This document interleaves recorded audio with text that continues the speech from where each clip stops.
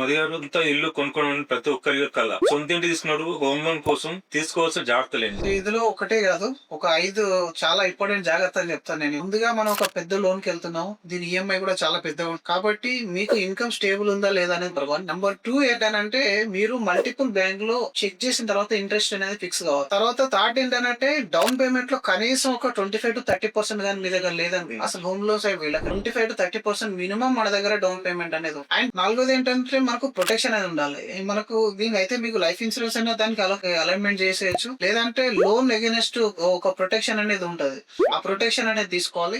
అయితే ఏంటంటే చాలా మంది పెద్ద క్యాపిటల్ ను మొత్తం లోన్ ఇప్పుడు ఇంటి కోసం కొనడానికి 90% క్యాపిటల్ ఇచ్చేస్తారు, 10% కోసం వస్తారు. అలా చేయడం కాకుండా ఒక 50%-40% వరకు డౌన్ పేమెంట్ పెట్టి మిగిలిన హోమ్ లోన్ కి వెళ్ళడం వల్ల మీరు దాన్ని ఇన్వెస్ట్మెంట్ చేస్తే హోమ్ లోన్ అనేది మాకు 7-8-9 లాస్ట్ 9%, మీరు లాస్ట్ లో దాని ఈక్విటీలు పెడితే 11-12% రిటర్న్ జనరేట్ అయిన ఆ 3% ఆల్ఫా అనేది ఓవర్ ద 30 years లో చాలా పెద్ద కార్పొరేషన్ క్రెడిట్. ఇలా ఈ 5 జాగ్రత్తలు కానీ తీసుకున్నారని ప్రతి ఒక్కరు కూడా ఒక మంచి హోమ్ లోన్ పేమెంట్ చేసుకోవచ్చు.